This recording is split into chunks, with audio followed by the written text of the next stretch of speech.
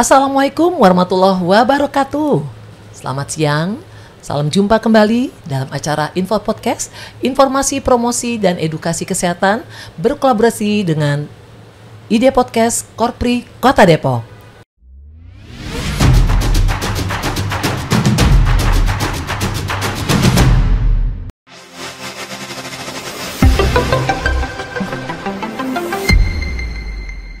Oke, baiklah Sobat Healthies, kali ini kita mempunyai tema yaitu 5 kunci keamanan pangan yang tentunya akan kita kupas dan kita akan bahas bersama.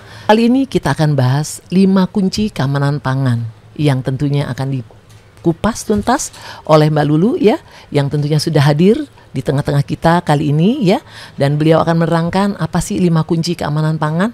Tentunya kali ini kita sudah hadirkan beliau di tengah-tengah kita. Assalamualaikum warahmatullahi wabarakatuh. Waalaikumsalam warahmatullahi wabarakatuh. Ya, halo Mbak Lulu. Halo Mami. Iya, kita sudah berjumpa ya, yang kesekian kali ya. Betul. Dan pada waktu itu acaranya mengundang anak sekolah ya, lewat Zoom ya. Rame sekali itu. Iya, dan itu sudah 2 kali ya. Iya, betul. Oke, dan ini yang ketiga kita undang. Iya, Nggak bosen-bosen ya. Nggak bosen pasti. Karena apa? Karena informasi yang diinginkan oleh Sobat Healthies itu sangat begitu kuat dan keinginan tahunan mereka tuh tinggi. Betul. Ya, oke, kali ini kita ingin bertanya ya, apa aja sih urutannya belanja nih? Pada saat kita mau belanja, ada nggak sih trik-triknya atau tips and trick ya? Yes, oke, seperti baik. itu. Mungkin kalau misalkan Mami sendiri ada trik khusus nggak? Biasanya kalau belanja apa dulu sih yang dibeli? Yang pertama, udah pasti sembako dulu. Sembako dulu. Iya. Berarti itu Baru, pangan segar ya, pangan betul. segar dulu. Oh, itu pangan segar namanya. Pangan segar itu kan ada kayak beras, terus buah-buahan, terus juga ada telur ya. Iya, pasti. Nah, di sini dari Badan POM sendiri ada yang namanya 5 kunci keamanan pangan. Nah, yang pertama itu tadi pilih atau beli pangan yang aman. Oke. Nah, untuk pilih atau beli pangan yang aman sendiri ini ada urutannya. Urutannya itu yang pertama kita belinya pangan yang kemasan dulu. Nah, kenapa pangan kemasan? Karena pangan kemasan itu otomatis sudah terkemas ya, sudah terkemas dan itu bisa lebih tahan lama. Jadi ketika kita puter-puter nih di supermarket dan bingung mau beli yang mana dulu, yang pertama jalan dulu ke pangan kemasan. Setelah dapat pangan kemasan, lanjut ke pangan yang kering. Pangan kemasan, pangan kering, kemudian lanjut ke bakery. Nah, setelah lanjut ke bakery, baru lanjut lagi nih ke produk susu atau produk turunan lainnya, seperti misalkan yogurt yang biasanya diletakkannya di showcase gitu ya, atau di freezer seperti itu. Nah, setelah susu dan turunannya, lanjut lagi nih, baru masuk ke yang tadi disebut sama Mami, itu pangan segar. Nah, pangan segar itu urutan ke-5 ya, dari pembelian kita. Kemudian lanjut ke pangan dingin atau beku, misalkan Mami nih mau beli nugget atau beli sosis. Nah, itu belinya jangan di awal-awal, nanti belinya di akhir aja. Oke. Baru kemudian kalau misalnya di supermarket atau minimarket itu ada jual pangan siap saji, nah itu dibeli yang terakhir. Kenapa terakhir? Karena pangan siap saji ini masa simpannya lebih pendek daripada urutan-urutan pangan yang lain. Gitu, Mami. Jadi baru ngerti ya, ternyata kalau kita belanja mau ke supermarket atau mau kita pergi ke pasar segar ya, berarti itu urutannya ya? Iya, betul, urutannya. Nah, Sobat Healthies, seperti itu ya, bahwa ternyata ada urutannya dan itu tidak boleh kita lupa karena memang itu bisa terjadi agak bermasalah nggak kalau kira-kira seperti itu? Kalau untuk sudah sesuai dengan urutan-urutannya itu pastinya tidak bermasalah ya. Tapi kalau misalkan nih dari Sobat Healthies sendiri beli pangan yang beku dulu, nah otomatis itu keluar kan dari freezer ya. Keluar dari freezer masuk ke suhu ruangan. Sedangkan Sobat Healthies tuh mau muter-muter dulu nih. Nah, itu suhunya semakin berkurang, padahal pangan beku itu harus disimpan di tempat yang beku, sehingga nanti terjadi penurunan kualitasnya. Takutnya nih, nanti kalau udah dibawa ke rumah, ternyata udah ada bau-bau yang beda atau gimana udah bentuknya nggak segar lagi, nggak sesuai gitu sama peruntukannya gitu. Berarti sedikit perhatian ya untuk Sobat Healthies ya. Mungkin ya, maaf ya. Jadi ternyata itu bermasalah ya. Pada saat kalau kita beli misalnya ada di tempat ya, di frozen ya, dibawa kemana-mana ditenteng, tiba-tiba nggak jadi beli. Nah, tuh berarti berkurang nggak dia punya masa expire date-nya, karena dia kan sudah dibawa keliling-keliling tapi nggak jadi dibeli. Gimana tuh? Kalau untuk expire date-nya itu tidak berkurang, tapi kualitasnya. Kualitasnya tidak sebagus yang waktu disimpan di tempat freezernya itu. Oke. Gitu. Jadi Sobat Healthies, tolong untuk yang memiliki atau sering belanja ya. Jadi sepertinya perhatikan itu di tempat terakhir aja. Karena apa? Kesian yang punya tokonya kayaknya gitu ya Mbak Lulu.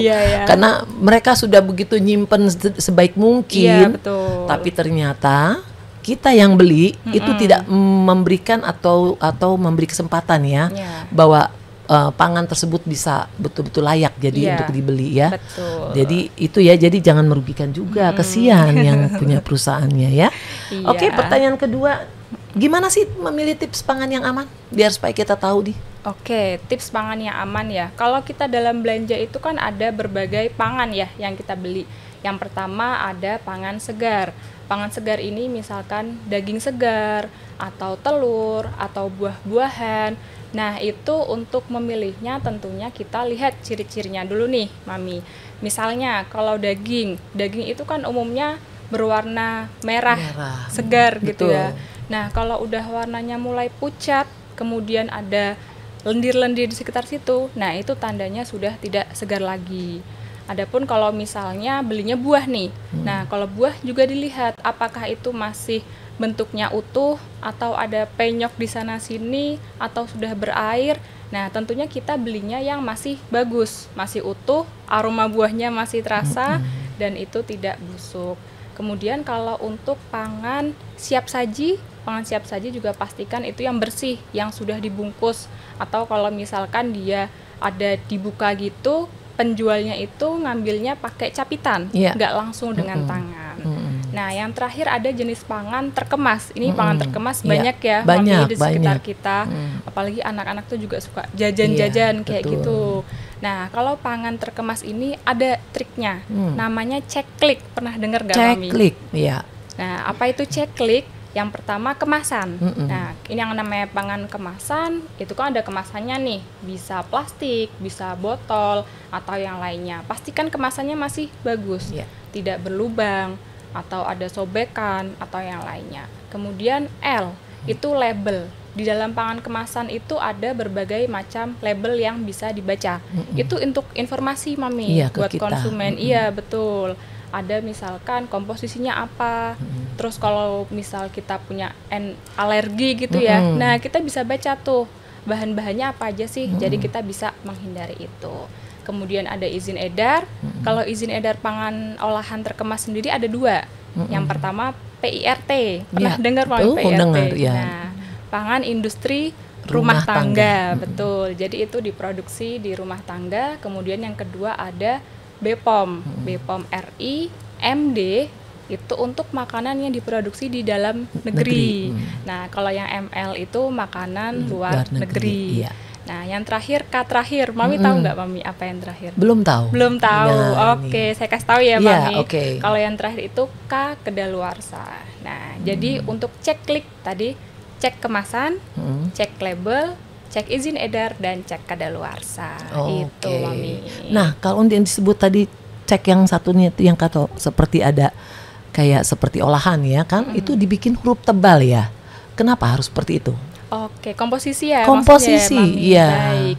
Jadi di komposisi atau bahan baku itu tercetak dia apa saja yang dikandung di dalam produk itu.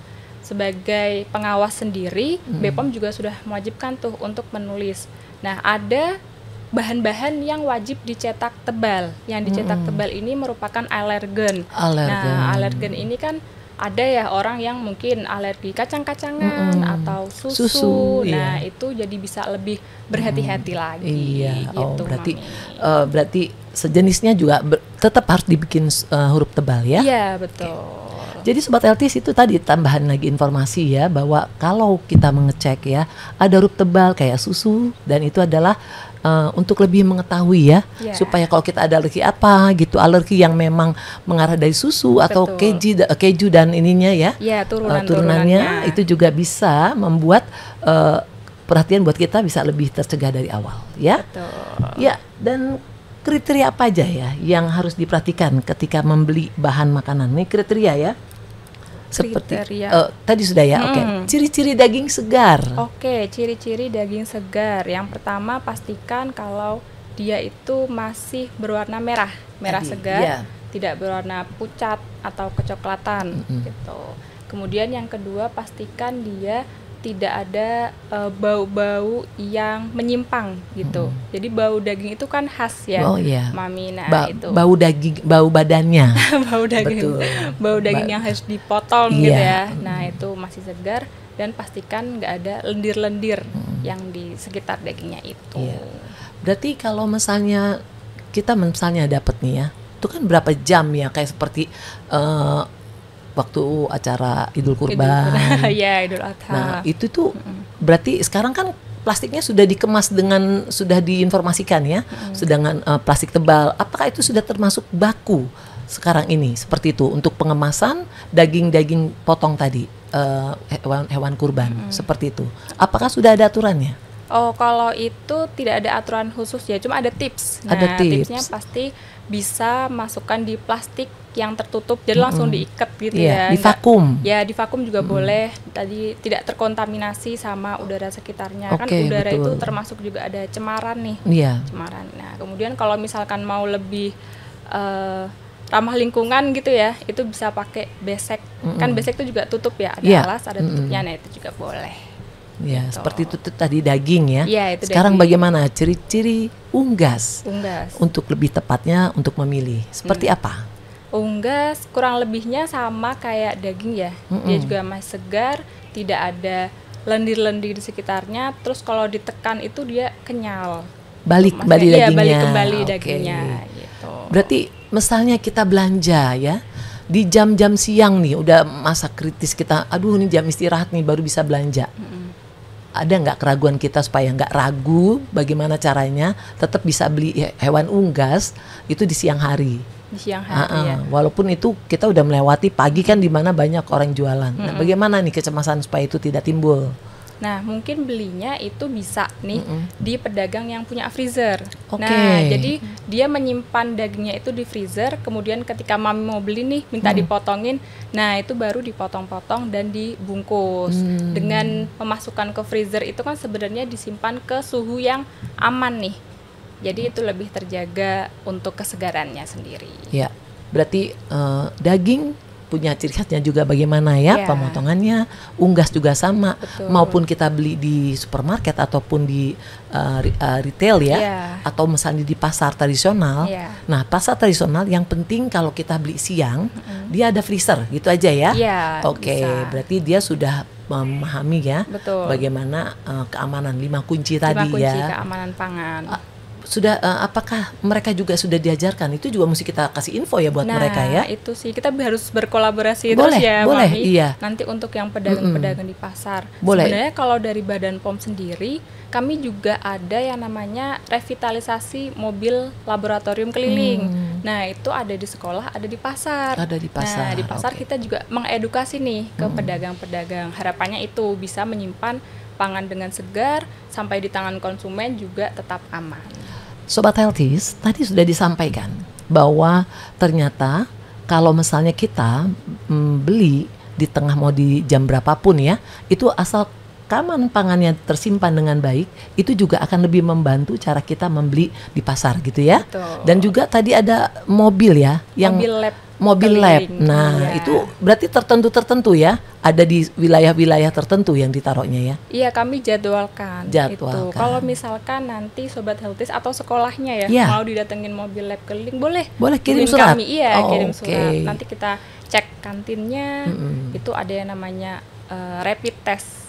Nah, rapid test itu ada nggak sih kayak formalin, boraks atau pewarna-pewarna yang berbahaya di situ. Sobat Healthies, kita juga meminta kerjasama ya, bahwa tadi barusan Mbak Lulu memberikan informasi bahwa apabila belanja dimanapun ya, itu tadi harus ada tekanan-tekanan tadi supaya itu juga tidak salah cara membeli, karena kita juga tahu bagaimana keamanan pangan yang lebih sangat safety itu adalah tadi barusan disampaikan, beli daging seperti ini, beli unggas seperti ini, dan itu sangat membantu sekali gitu ya. Ya, Nah, betul, Mami. bagaimana cara misalnya kita membawa pangan yang sudah dibeli, caranya memperhatikan cara penempatannya supaya kita juga tahu, terkadang kan belanja di mana nih daging, Ya. di mana nih telur gitu. Nah, itu ada nggak tipsnya kira-kira Nah, seperti gimana? Oke, itu masuk ke kunci yang kedua ya. Kunci yang kedua. kedua yaitu simpan pangan secara aman.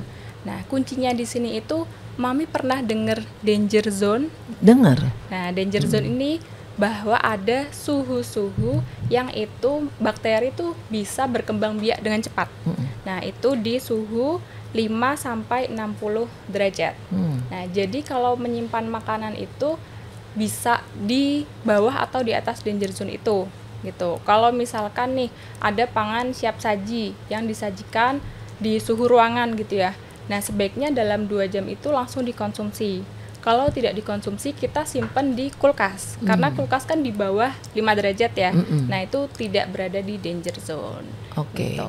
Waduh, gimana nih kalau misalnya saya beli capcay atau bakso, dikeliling-kelilingin sampai rumah adem gitu, terus gimana tuh? Nah, itu bisa dipanaskan kembali. Oke. Ya, ingat ya, Mami, dipanaskan kembali bukan dihangatkan. Kalau dipanaskan kembali artinya dia sampai mendidih lagi. Mendidih lagi. Oh, gitu. Jadi sekitar ya 100 derajat Celcius, tapi kan jarang ya di rumah ada termometer yang buat ngukur itu. Nah, lihat aja tuh parameternya, kalau sudah mendidih baru boleh dikonsumsi lagi. Jadi walaupun kita kemana-mana membawa makanan yang memang harus dalam 2 jam dikonsumsi, tapi kalau memang sudah sampai pulang ya, dan itu kelihatannya sudah lewat waktu, berarti kita panaskan sampai mendidih. Ya, sampai mendidih. Itu, jangan ya. hanya dihangatkan. Jangan hanya dihangatkan. Waduh, ini banyak pelajaran ini. Iya. Luar biasa ya. Jadi itu yang mesti kita pahami ya. Apa saja yang perlu diperhatikan ketika menyimpan bahan makanan? Apa? Ketika menyimpan, kita bisa melihat ya dari sifat-sifat pangannya sendiri. Kemudian kita juga bisa lihat kalau dari pangan terkemas itu ada instruksinya, cara penyimpanannya tuh seperti apa. Misalnya kalau untuk yogurt itu bisa di suhu dingin. Nah, dia disimpan di suhu dingin, jangan dimasukkan ke suhu ruangan aja gitu. Kalau misalkan nggak langsung dikonsumsi ya gitu. Kemudian kalau untuk produk susu cair nih yang sudah pernah dibuka gitu, kadang-kadang kan kita masukin lagi tuh ke dalam kulkas. Nah, itu maksimal 2 hari harus dihabiskan. Nah, kemudian kalau untuk penyimpanan itu juga menyimpan pada sistem ini nih, first in first out atau first expired first out gitu ya. Jadi bisa milih, kita mau beli dulu, yang dibeli dulu berarti itu nanti dikonsumsi dulu, atau kita lihat expirednya. Kalau expirednya yang lebih dekat berarti itu otomatis yang dikonsumsi dulu. Oke, berarti itu tadi ya. Ya. Di kulkas kita juga sama seperti itu. Sama seperti itu juga. Kalau di kulkas itu suhu dingin, bukan yang di freezer ya. Kalau misalkan suhu beku itu yang di freezer. Yang di beku itu misalkan ada nugget, sosis, yang seperti itu memang sifat-sifat pangan beku. Nah, kemudian kalau untuk yang yogurt, susu tadi itu jangan dimasukkan ke dalam freezer, tapi cukup di showcase-nya, yang di luar aja. Oke. Gitu. Tapi kalau yogurt ataupun bahan yang sama ya, kita sering pergi nih ya beli yogurt, terus kita makannya baru di sekitar 4-5 jam tuh gimana tuh?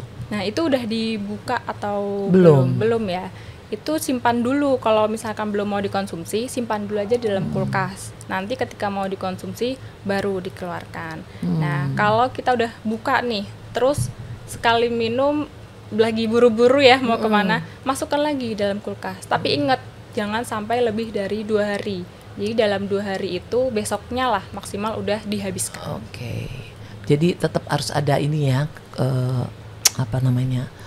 syarat-syarat lah ya, supaya jangan sampai kita kayak kemarin tiba-tiba ada yang mengkonsumsi, oh kok tiba-tiba langsung diare gitu Iya. ya. Pengaruh juga dari situ. Pengaruh. Kan kalau udah dibuka itu otomatis kualitasnya menurun. Oke. Terus ada kontaminasi, misalkan bakteri, mikroba. Nah, itu yang bikin kadang-kadang kita sakit perut gitu, Mami. Itu kira-kira berapa suhu yang paling ideal menyimpan makanan di dalam kulkas? Nah, suhu yang paling ideal tentunya di bawahnya danger zone. Danger Zone itu zone. kan 5 sampai 60 nih. Nah, berarti di bawah 5. Kalau suhu dingin dia 0 sampai 5 derajat Celcius. Tapi kalau di freezer itu beku di bawah 0 derajat Celcius. Bagaimana mengetahui 5 derajat, 10 derajat? Iya. Sobat Healthy jangan bingung ya, 5 Iya. derajat, 10 derajat itu artinya kedinginannya Ya, mungkin ya. derajat Celciusnya. Itu di kulkas ada. Kan biasanya ada ini nih yang diputer-puter tuh. Nah, Iya. itu sebenarnya pengatur suhunya. Pengatur suhu. Betul. Oke. Jadi perhatikan bukan hanya sekedar membeli kulkas, tapi kita tidak tahu apa yang harus dilakukan karena di situ adalah ada part ya, istilahnya yang untuk buat memantau Iya, memantau suhunya. suhunya ya. Betul. Berarti wah, catatan lagi nih Sobat Healthy untuk kita, bagaimana kita lebih bisa sehat ya ke depan, tentu dengan menjaga makanan di suhu yang sudah diberikan waktu penentunya ya. Terus ada lagi nih yang mesti ditanya lagi, bahan makanan seperti daging dan ayam itu dicuci terlebih dahulu atau enggak sih? Kalau di dalam kulkas kan banyak tuh mitos ya, jangan dicuci misalnya. Ada yang bilang cuci aja. Nah, kalau menurut Mbak Lulu, menurut informasi yang ada di lab tuh seperti apa? Jangan dicuci. Jangan Ya, dicuci kan justru. mau disimpan, betul. Justru Oke. jangan dicuci dulu. Jadi misalkan nih dapat yang daging dari Idul Adha Iya, gitu ya, itu kan udah dibungkus plastik, Mm-mm. nggak mau dikonsumsi dulu, mau disimpan, boleh langsung dimasukkan. Boleh. Kenapa seperti itu? Karena sebenarnya kalau kita mencucinya gitu ya dengan air mengalir, air yang mentah, itu di dalam air tuh juga ada Sudah bakterinya ada. sebenarnya. Nah, kalau kita masukkan ke kulkas nih, kan dia nanti masuk lagi nih bakterinya ke situ. Jadi sebaiknya ketika udah dibungkus, udah langsung aja disimpan. Nah, nanti kalau mau dikonsumsi, mau dimasak gitu ya, Mami, itu baru dicuci boleh.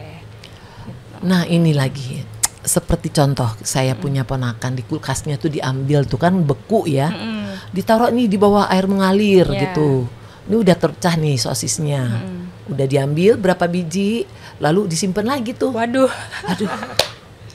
Coba dulu tuh terangkan, ini Sobat Healthy sama nggak sih permasalahan kita ya? Karena ini yang terjadi di masyarakat kita itu seperti itu. Beku ditaruh di bawah air mengalir supaya dia mencair, lalu ditaruh lagi kembali. Betul apa tidak?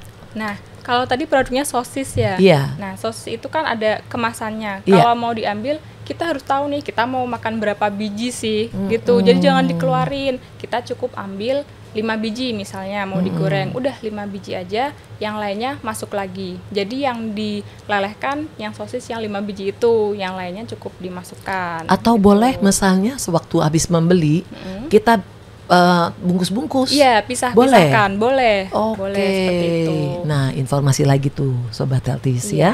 Kalau mau beli biar nggak repot, biar nggak di bawah taruh air mengalir, ya udah habis beli bungkus ya, dipecah-pecah gitu Iya. ya. Nah, itu bisa kita pakai ya, baru seperti kita itu. goreng ya. Iya, betul. Waduh, tambah lagi nih Tambah pengetahuan lagi kita ya. informasinya. Aduh, luar biasa ya. Bahan makanan seperti daging misalnya ya, menyimpan makanan yang dimasak terlebih dahulu tuh bagaimana misalnya? Menyimpannya, misalnya udah dimasak nih. Terus kita nggak makan nih. Kita taruh di kulkas atau gimana nih? Atau sebaiknya seperti apa? Nah, kalau untuk yang daging itu ya, tadi kalau belum habis, kita bisa simpan dulu di tempat tertutup, wadah tertutup gitu ya, terus dimasukkan ke kulkas. Boleh seperti itu. Tapi ingat, jangan lama-lama gitu. Cukup sehari 2 hari, besoknya langsung dimakan. Jangan disimpan sampai seminggu gitu. Kan itu bukan gudeg ya. Oke. Itu daging gitu ya. Pantesan rasanya berubah ya. Iya, kalau rasanya udah berubah kita nggak tahu ya itu udah masih aman atau enggak untuk dikonsumsi. Dan biasanya kalau diperiksa seperti itu pernah terlihat nggak apakah ada bakteri patogen dan segala macam mikroba, ada nggak kelihatannya? Nah, kalau itu kami belum pernah sih. Belum ya. pernah. Iya, mungkin nanti Sobat Healthies yang penasaran, kepo boleh ngecek. Boleh gitu. dicek ya, bawa ngecek. misalnya nih kita Iya. udah seminggu lebih nih bawa nih bekas rawon Iya, misalnya. bekas rawon gitu ya. Terus dibawa gitu ya, boleh dicek ya. Boleh. Oke. Itu juga untuk buat pengetahuan kita ya, Iya. bahwa seberapa kuat sih kulkas itu bisa menahan makanan ya, gitu kan betul. ya. Oh iya, jangan lupa Mami, jangan simpen makanan yang masih panas di dalam kulkas. Oke, apa penyebabnya? Nah, nanti itu bisa ngerusak mesin dari kulkasnya itu. Padahal kulkas itu kan fungsinya untuk menjaga suhu tetap dingin atau beku. Nah, kalau terkontaminasi makanan yang panas, kulkasnya itu kan otomatis ikut suhunya itu tuh. Jadi suhunya naik lagi, udah nggak dingin lagi gitu. Itu bisa merusak makanan lebih cepat. Iya. Nah, inilah tadi, ini kita seputar tadi udah makanan ya. Kita lihat, nah sayuran seperti bagaimana? Sayuran juga misalnya kita beli bayam, sawi. Nah, bagaimana menyimpan yang lebih tepat di dalam kulkas? Taruhnya di rak berapa? Kita pengen tahu nih. Oh gitu. Kalau di kulkas itu sudah ada ya untuk tempat buah dan sayur itu ya. Kalau buah-buahan itu masih besar nih, itu bisa ditaruh di bagian bawah yang bisa Iya. dibuka gitu ya. Nah itu. Kalau Di yang rak ya? ya di rak. Kalau yang sayur itu bisa masuk di rak yang biasa, bukan yang di pintu ya, di situ. Nah itu bisa diplastikin atau bisa juga pakai wadah kayak plastik kotak makan gitu ya, apa tuh namanya? Iya. Yang bisa di microwave tuh. Nah itu juga boleh. Oh, boleh ya. Nah, jadi tadi kita udah seputar tadi ya, dari makanan, dari ini. Nah, ini kan sekarang lagi tren ya, ibu menyusui. Di tempat kami ini kan ruang laktasi tuh rame udah ya. ada ya ruang gitu laktasinya. sudah lama ya, Bagus. sudah. Nah, mereka ini kan taruh di kulkas ya. Nah, bagaimana nih caranya untuk melelehkan ASI tersebut biar supaya tetap aman dan nyaman untuk buat bayi? Nah, kalau untuk melelehkan ASI itu yang pertama siapkan wadahnya dulu. Wadah berisi air dengan suhu ruangan ya, suhu ruangan tapi air matang, jangan air mentah. Nah, ASI itu kan dimasukkannya di kantong ASI ya. Iya. Nah, nanti ditaruh di situ. Kan dia otomatis panas suhu ruangan yang dari air itu masuk ke kantongnya. Nah, jadi pelan-pelan akan dia itu bisa meleleh dan bisa dikasih ke bayinya kalau nanti mau dikonsumsi. Jadi itu kita informasikan ya, mungkin Iya. kepada si nenek ya, si bapaknya, Betul. pembantu ya, karena kita melihat bagaimana tren menyusui ASI pada orang muda. Iya. Itu sangat-sangat kita betul-betul kita support ya. Iya, Tentu betul. dengan pembahasan kita kali ini membantu Sobat Healthies yang sudah memiliki putra-putri, tentu ini juga menjadi pemahaman bahwa simpanlah di dalam kulkas, tapi tadi ditaruhlah di itu tempat apa? Iya, yang wadah berisi air, jangan lupa airnya air matang ya, jangan yang air mentah. Oke, itu ya dicatat lagi itu ya Sobat Healthies ya. Nah, ini ada lagi pertanyaannya nih, bahwa memanaskan itu bisanya berapa kali sih? Karena kita kan sering makan nih di warung Padang. Dia bisa pagi atau siang dipanasin, sore dipanasin, malam juga dipanasin. Nah, itu berapa kali yang boleh untuk buat pemanasannya? Ya, kalau untuk pemanasan kami menyarankannya maksimal 1 kali. 1 kali? Tuh, iya, jangan berkali-kali. Jadi cukup ketika makan belum habis ya, masih sisa setengahnya dimasukkan kulkas. Nah, kemudian waktu mau dikonsumsi kita panaskan. Setelah itu kalau nggak habis udah dibuang aja, jangan dimasukin kulkas lagi, dipanasin lagi. Berarti secukupnya ya, masak secukupnya ya. Karena itu juga melihat unsur ya. Berarti ini untuk rumahan ya tadi bicaranya ya. Tapi kalau untuk restoran atau seperti itu gimana? Nah, kalau restoran bisa dengan ngelihat ya, sebenarnya makanan-makanan apa sih yang itu banyak diminati oleh pelanggan nih. Kalau makanan itu tidak terlalu banyak diminati, tidak usah produksi yang terlalu banyak gitu. Nah, yang dibanyakan itu cukup yang banyak yang pengen gitu ya, baik yang berniat untuk membeli saja. Itu bisa jadi tipsnya sih. Iya gitu ya. Jadi, nah ini ada satu lagi. Mungkin Sobat Healthy juga bertanya ya. Misalnya kita mau memasak nih makanan, kan nggak tahu nih suhunya. Bagaimana untuk menerapkan tadi berapa suhu tadi pada saat memasak supaya kita punya pedoman yang sama-sama, kita sama tahu oh kayak gini nih suhunya. Nah, seperti apa tuh? Oh gitu. Kalau di suhu itu ya, itu sampai mendidih.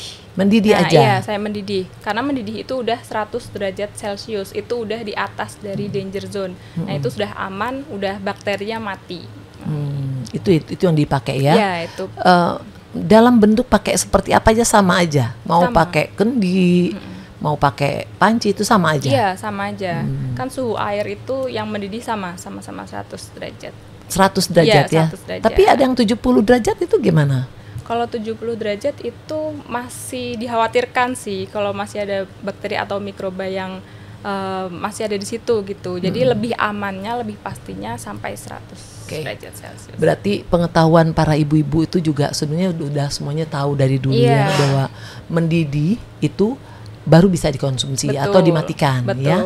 Itu baru disebut 100 ya derajat Celcius ya. Nah, ini tadi kan kita makanan nih. Alat masaknya. Nah, bagaimana nih cara menjaga atau membersihkan alat masak untuk terlepas dari tadi bakteri-bakteri tadi? Ini masuk ke selanjutnya ya, yaitu siapkan pangan dengan aman.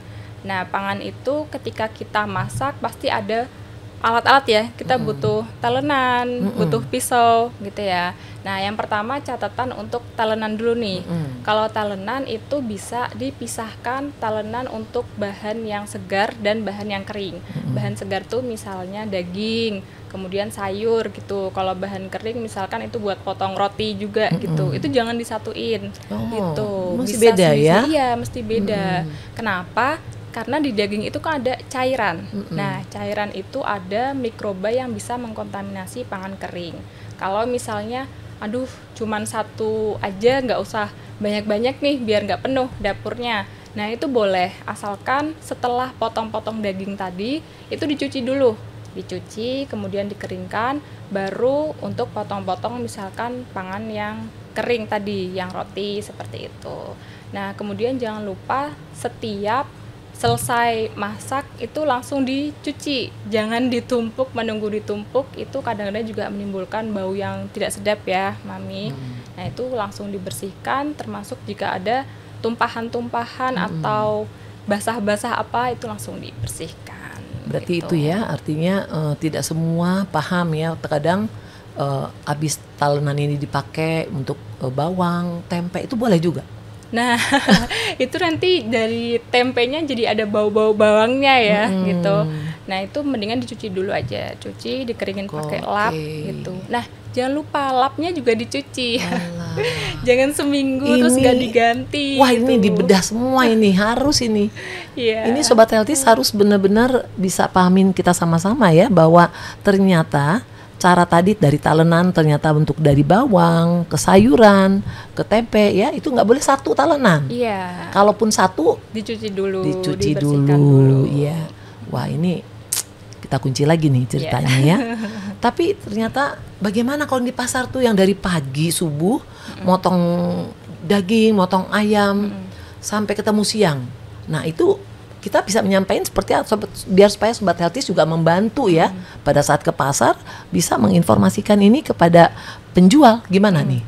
Nah, kalau di pasar itu kan sudah beda-beda ya dia jualannya apa gitu. Kalau daging hanya jual daging, kalau yang jual bumbu-bumbu hanya jual bumbu-bumbu gitu. Nah, nanti bisa menginfokan untuk di pasar itu disediakan keran yang mengalir. Jadi mencucinya itu di keran mengalir, bukan cuma di ember itu aja. Kalau di ember itu kan nggak tahu nih airnya kapan digantinya, kemudian nanti bekas sabunnya juga masuk di situ gitu. Jadi bisa informasi ke pedagangnya kalau mencuci di air yang mengalir di keran gitu. Ya gitu ya, jadi bantu kami untuk tetap bisa sehat di pasar tradisional maupun di supermarket. Iya. Ya, seperti itu mungkin ya. Iya. Ya, jadi satu lagi, dua pertanyaan lagi. Bagaimana menjaga kebersihan peralatan masak yang dari tadi kan cuma talenan. Kalau yang penggorengan, panci-panci, terus gimana itu? Oke. Penggorengan dan panci-panci itu juga harus dibersihkan ya, apalagi sering ada minyak-minyak kayak gitu. Pastinya yang pertama cuci pakai sabun, kemudian pakai air mengalir. Nah, kalau mencuci itu kan butuh spons ya. Nah, sponsnya itu juga pastikan yang lembut, jangan yang sampai merusak gitu. Iya. Nah, kalau merusak itu nanti ada lapisan-lapisan yang Enamel terlepas. ya, Nah, iya. enamelnya itu lepas, itu bisa bahaya buat makanan. Nah, ini misalnya kalau kayak di panci seperti itu ya kan udah dicuci, udah dibersihin. Kalau orang yang paham misalnya, tapi kalau misalnya dia nggak paham, dia pakai misalnya habis nuang gitu ya. Iya. Nggak apa-apa pakai ini aja lagi. Nah, itu gimana tuh? Karena tuh kan habis dipakai, tapi bilang nggak apa-apa, gue juga udah biasa. Nah itu seperti itu gimana? Nah, itu jangan dibiasakan untuk hal-hal yang bisa merusak pangan aman gitu ya. Kalau itu kan nanti bisa mengkontaminasi kita, yang kena tuh juga kita sendiri. Mungkin saat ini nggak berasa nih, tapi nanti ketika diare, ketika nanti kedepannya sakit, itu pasti ternyata dari cara bersihinnya aja tuh salah gitu. Berarti gini, ada beberapa kemarin kasus ya tentang diare, itu berarti banyak faktor dong ya, Betul. yang bisa dilacak ya. Iya, betul. Makanannya, alatnya, Iya, alatnya. bumbu-bumbu yang udah expired. Bumbu-bumbu yang udah expired, terus bisa juga dari penyajinya. Penyajinya. Nah, yang masak. Nah, itu gitu. dia. Coba bagaimana nih? Ini seru nih penyajinya. Penyajinya itu perlu memperhatikan yang namanya personal hygiene. Nah, personal hygiene itu kenapa? Karena manusia tuh sebenarnya juga ada bakteri-bakteri gitu. Misalkan ini di tangan habis menyentuh HP, menyentuh meja, nggak tahu kapan terakhir dibersihkan. Nah, itu yang pertama dari personal hygiene, dipastikan penyajinya itu sehat, nggak batuk-batuk atau pilek atau lagi ada ingusan gitu ya. Itu jangan untuk menyajikan atau memasak makanan. Kemudian yang utama pastikan sebelum dan sesudah menyajikan pangan itu atau mengolah pangan, cuci tangan. Nah, cuci tangan itu jangan rajin pada saat pandemi COVID aja. Iya, betul. Tapi itu adalah kebiasaan baik yang harus kita teruskan sampai kapanpun. Oke. Berarti tadi ya bahwa dari mulai cara kita belanja nih, kita urut ya. Betul. Belanja apa saja nih. Bagaimana ngurutnya tadi, ternyata itu rupanya dari tempat yang segar dulu. Ya, pangan yang terkemas dulu, kemasan. Ya. Tapi bukan yang frozen ya. Ya, bukan yang frozen dulu. Setelah itu baru kita ngarah kepada penyimpanan yang aman, kemudian siapkan pangan yang aman, sajikan. Nah, sajikan ini kadang-kadang kita ada garnish biar percantik gitu ya. Nah, garnish-garnishnya itu juga harus diperhatikan. Kalau dia garnishnya buah atau sayur, berarti itu dicuci dulu gitu.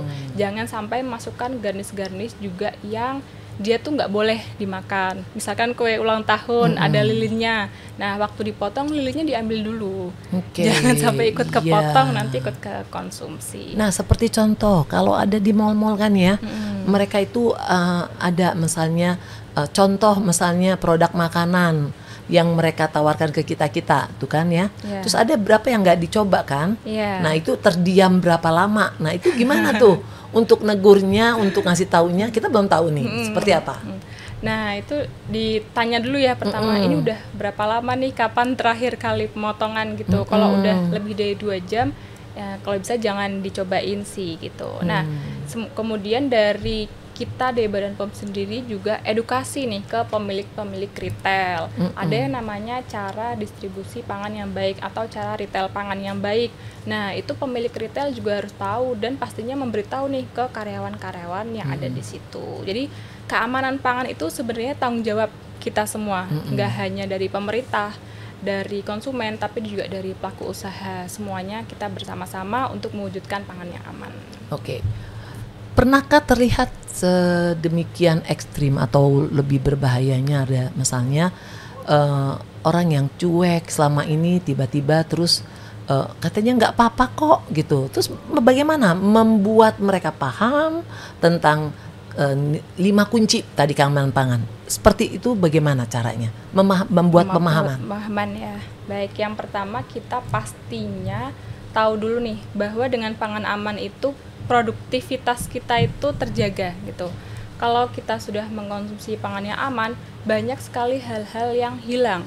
Dari kalau kita bekerja, kita izin sakit gitu ya, nah itu kan otomatis kehilangan penghasilan gitu, bisa jadi kemudian kehilangan waktu gitu. Jadi kita pahamkan sendiri bahwa kalau kita konsumsi pangan yang aman itu rugi, yang rugi kita sendiri.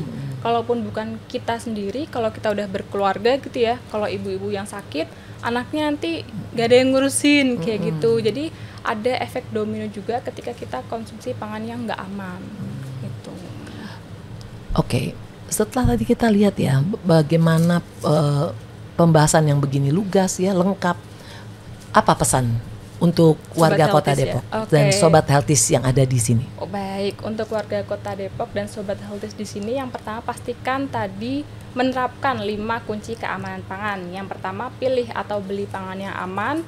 setelah dipilih atau dibeli disimpan dengan aman, disiapkan, disajikan, dan jangan lupa untuk bersih selalu gitu. Terus pesan apalagi untuk anak muda yang kalau sering nongkrong nih, ya kan, makanan berjam-jam. Yeah. Nah, seperti apa yang harus mereka juga ketahui supaya mereka tetap sehat walaupun mereka tetap nongkrong? Oke, baik. Untuk anak-anak muda sekarang banyak sekali makanan-makanan yang menarik ya, mulai dari tampilannya, visual, rasanya, tapi jangan lupa kita perhatikan juga dengan nilai gizinya, karena kita anak muda adalah harapan buat negara kita gitu. Iya. Satu lagi adalah bagaimana para ibu memberikan sajian ASI yang begitu lengkap dan baik. Bagaimana cara memberitahukan pada keluarganya untuk tetap bisa, walaupun ibunya bekerja, tapi tetap bisa memberikan ASI kepada bayinya. Betul, betul. Itu juga untuk mencegah stunting ya, Mami, pastinya. Bagaimana menyampaikannya? Nah, untuk para ibu-ibu, walaupun kita bekerja nih, jangan lupa untuk selalu memberikan ASI. Sekarang ini sudah banyak sekali fasilitas di layanan publik gitu, terutama tadi yang udah disebutin Mami, betul. Ada ruang laktasi. Ada ruang laktasi. Ada ruang laktasi, di situ kita bisa memompa ASI dengan nyaman, kemudian ada penyimpanannya, freezernya, ada kantong ASInya. Nah, itu usahakan untuk selalu memberikan ASI sampai 6 bulan ya minimal, nanti dilanjutkan lagi boleh sampai 2 tahun. Dengan MPASI tentunya. Dengan MPASI. Ya. Baik, sekian jauh tadi pertanyaan-pertanyaan yang sudah kita tadi pahami, sudah diterangkan. Kira-kira ada tambahankah yang akan disampaikan untuk kami di Dinas Kesehatan dan juga teman-teman di KPM untuk bagaimana kami bisa menceritakan ini kembali kepada Sobat Healthies tentang apa yang harus dilakukan untuk ke depan? Oke. Dengan 5 kunci keamanan pangan. Dengan 5 kunci keamanan pangan ya. Iya, untuk dari teman-teman Dinas Kesehatan kita selalu berkolaborasi ya, dan kemudian juga semangat untuk memberikan pengabdian ke masyarakat karena kita pastinya ingin mewujudkan untuk Depok pangan aman. Iya. Nah, itulah Sobat Healthies ya, percakapan kita ya dengan Mbak Lulu yang sangat masih muda tapi ilmunya sudah segudang ya. Terima kasih dan sampai jumpa. Dan kali ini ada tagline dari kami, Info Podcast, Sehat Bersama Pasti Bisa.